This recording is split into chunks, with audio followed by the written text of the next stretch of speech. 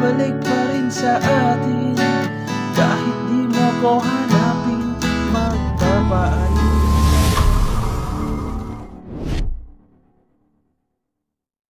Hello mga ka-idol! So ngayon meron na naman akong ituturo sa inyong magandang kanta. So yung title pala nito is yung Isa Lang by Arthur Neri. So ito is 4 chords lang naman yung kanta na to hanggang matapos na yung kanta. So 4 lang na chords yung tatandaan nyo. No?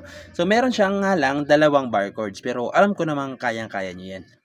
So dito pala sa strumming is magiging 2 klase. Okay, so kumbaga itong strumming natin is doon lang sa pagpasok ng verse. Okay, so yung strumming natin, isang strum down lang sa verse lang. Okay, sa unang verse lang. Okay, isang strum down lang. Sa unang verse lang muna. Kasi sa pangalawang verse, yung isang strumming na. Okay, so ulitin ko. Isang strum down lang sa unang verse. Okay, sa pangalawang verse is ganito na. Okay, so ganito na. Down, down, up, down, up, down. Down, up, down, up. Okay? Lilipat na. So, ganun yung strumming nyo na. Okay? So, yung isang strum down, ulitin ko lang, sa unang verse lang yon. Okay? So, ngayon, proceed na tayo dito sa kanyang whole verse. So, yung whole verse niya rito mga ka-idol, tulad ng sinabi ko, 4 na piraso lang to hanggang matapos na yung kanta. So, ituturo ko na lang sa inyo kung paano siya tugtugin, no? So, yung chords dyan is D major 7. So, yung D major 7 is first string, second string, tsaka third string. Ipitin nyo yung 3 chords na yan. Tapos E. So, yung E, third string, fifth, tsaka fourth. Okay, E. Sunod is C sharp minor 7. Ito yung sinasabi kong bar chord. Ayan. Sa 4th fret, nakabar. 1, 2, 3, 4. Babar nyo dyan sa 4th fret. Sa 5th ay second string. Sa 6th fret ay 4th string. Balikan nyo na yung itsura niya. C sharp minor 7. F sharp minor. Okay, ayan. F sharp minor. So, yung F sharp minor, 2nd fret nakabar. Sa 4th fret, 4th, tsaka 5th string lang. Okay? Yung 4 na chords na yan, 2 beses nyo gagawin sa verse. Okay? Ulitin ko no, sa unang verse, isang strum down lang. Okay? Ayan. 2 times nyo gagawin yung 4 na chords na yan. So, sasampulan ko para at least mas maintindihan nyo kung bakit isang strum down lang dito sa unang verse. So, ganito kasi siya. So, sasampulan ko kayo. So, ganito siya. Pag-usapan muna natin ang iyong gabi. Ikaw ang pahinga ko, mahal. Lumiliwanag aking ngiti kapag kausap na kita.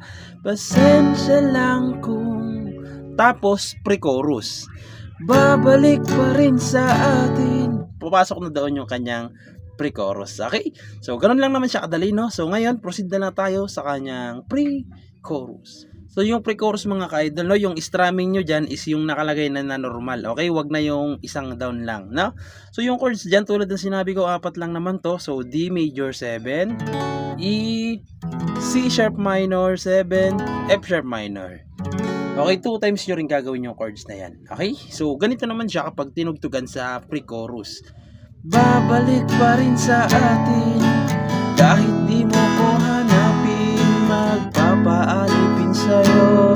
Pinapawi mo ang buhaw ng aking puso at sabik sa lalim. Na na na na na na na na na na na na na. La la la la la la na. Tapos chorus. Isa lang. So, yung chorus niya rito, yung chorus, okay?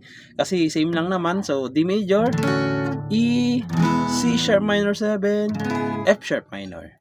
2 times din. Okay? So, kakantahan na lang natin na yung chorus kasi same nga lang sila. 4 lang naman yung chords niya hanggang matapos na. So, ganito siya sa chorus. Isa lang ang hinahanap ko. Isa pa. Ikaw raman kung papalarin mapasakin ba. Tapos verse ulit. Okay? Okay, so papasok ulit yung verse. So yung verse niya normal na na-strum. Okay, kasi papasok na yung verse 2. So normal na yung strumming niyo doon. Okay? So ulitin ko lang no, sa unang verse lang yung isang strum. Okay? So yun lang. Sana naintindihan nyo at good luck sa bago nyong matututunan.